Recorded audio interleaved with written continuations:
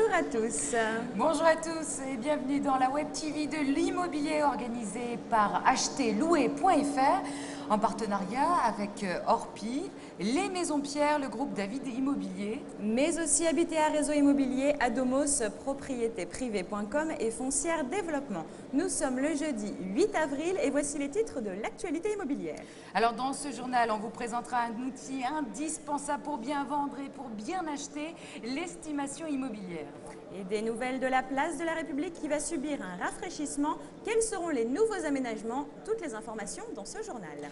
Coup de projecteur également sur Habitea, un réseau de 25 agences immobilières localisées en région parisienne. Toujours en quête de nouveaux défis, le premier réseau immobilier national est à la recherche de nouveaux collaborateurs. Des mesures équitables d'aide à l'accession pour les ménages les plus modestes, c'est un dossier signé de la FNAIM. Et ensuite, un peu d'exotisme, on vous emmènera à Tokyo et à Caracas, deux villes où l'immobilier devient hors de prix. Est-ce que le marché a de beaux jours devant lui? Retrouvez la météo des prix à la fin de ce journal. Et on commence maintenant par le fait du jour. Pour augmenter vos chances de vendre ou de louer un bien, optez pour une solution rapide et efficace, l'estimation immobilière en ligne. Destinée aux vendeurs comme aux acheteurs, plusieurs sites internet vous proposent cet outil et certains vont même plus loin dans la précision. Alors, comme chaque bien immobilier est unique et que le prix du mètre carré varie d'une adresse à une autre, certaines agences ont pensé à tout pour vous faciliter la tâche. Une carte des prix précise par mètre carré pour chaque maison de votre région. Mais alors, comment ça marche, me direz-vous? Eh bien, c'est très simple. En 3 clics, l'affaire est bouclée. Si on prend le cas d'acheterlouer.fr, les estimations sont calculées à partir des historiques des notaires depuis 1990 et des ventes récentes réalisées par les agences immobilières partenaires d'acheterlouer.fr. Alors, on vous rassure tout de suite, l'estimation peut être adaptée en fonction de chaque type de bien. Il vous suffit tout simplement de remplir les caractéristiques de votre habitation en complétant le questionnaire en ligne. Acheterlouer.fr vous offre la possibilité de faire estimer vos biens par une agence immobilière sélectionnée par vos soins. Pour cela, rendez-vous tout simplement sur le site www.acheterlouer.fr. Première info maintenant de ce journal, c'est officiel, la place de la République va être réaménagée. Et c'est Trévélo et Vigor Color, une agence d'architectes urbanistes qui est chargée du dossier. Sorti vainqueur du concours international lancé en 2009 par la ville de Paris, ces professionnels ont jusqu'au printemps 2013 pour rendre les lieux aux cyclistes et aux piétons. Le quartier de la République se transformera, je cite, en une grande place populaire du XXIe siècle. Voilà ce qu'indique le petit, adjoint au maire en charge des déplacements, des transports et de l'espace public, souhaite découvrir dans 3 ans. La mairie a pour volonté de rendre cette place plus attractive et plus conviviale. Vêtue de ses plus beaux habits, la place de la République sera le lieu propice pour organiser des manifestations citoyennes et culturelles et aussi de développer une vie de quartier ouverte sur les 3 arrondissements riverains. Concrètement, que va-t-il se passer?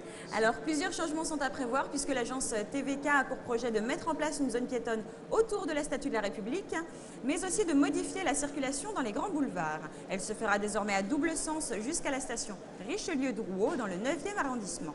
Le début des travaux est prévu à l'automne 2011. Alors, vous êtes peut-être à la recherche d'une habitation dans l'est de la région parisienne. Habitea a sûrement une solution pour vous, avec un réseau qui compte 25 agences, dont 23 franchisés répartis sur les départements de la Seine-et-Marne, du Val-de-Marne, de l'Essonne et de la Seine-Saint-Denis.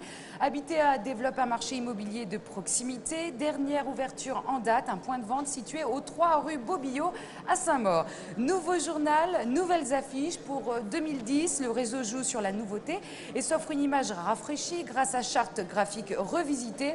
L'objectif, vous allez me demander, conserver le leadership d'un réseau innovant dans leur région et renvoyer un impact plus dynamique.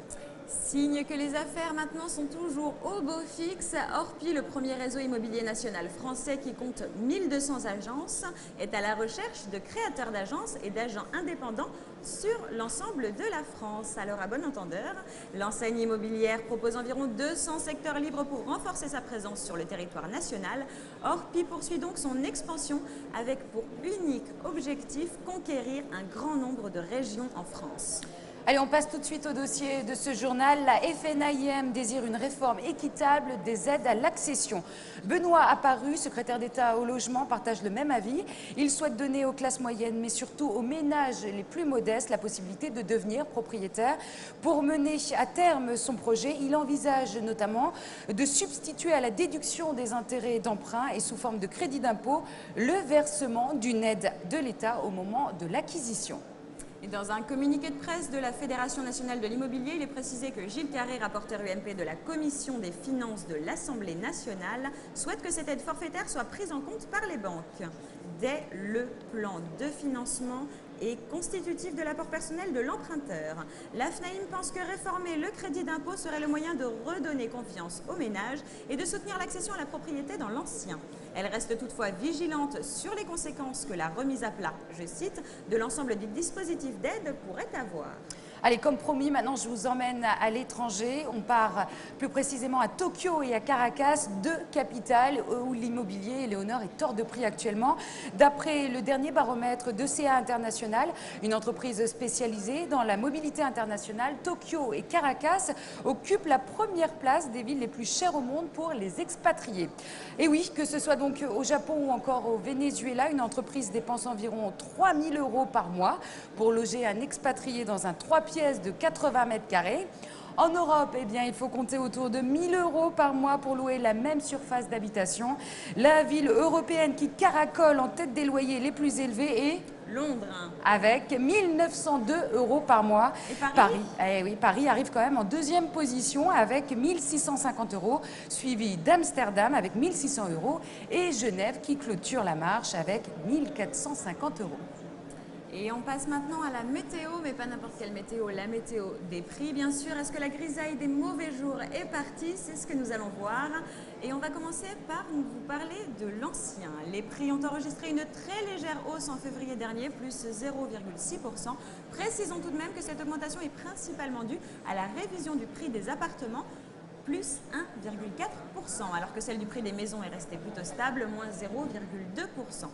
Qu'en est-il des prévisions pour les prochains mois? Eh bien, du côté de la FNAIM, on prévoit une variation des prix comprise entre moins 3% et plus 3%. Et chez les économistes, la baisse des prix va se poursuivre dans l'ancien entre moins 3% et moins 5% attendu. En revanche, les agents immobiliers sont beaucoup plus confiants et optimistes. Ça fait du bien, avec des chiffres compris entre moins 3% et plus 3%. Et dans le neuf également, les demandes ne cessent d'augmenter, notamment grâce au plan d'aide de l'État. 26 200 logements ont été vendus au quatrième trimestre 2009, soit plus 34% des biens sur un an entre 2008 et 2009. À eux seuls, les appartements comptabilisent donc une hausse de plus de 36%, je vais y arriver, contre plus 21% pour les maisons, Éléonore. Et bien voilà Anaïs, c'est fini pour le moment. C'était le journal de la Web TV acheterlouer.fr en direct, vous le voyez, vous l'entendez, du Salon national de l'immobilier. Merci encore de nous avoir suivis, vous connaissez le principe. Maintenant, on se retrouve dans un peu moins d'1 heure pour un autre point sur l'actualité immobilière, donc restez présents. Et on vous dit à tout à l'heure. À tout à l'heure.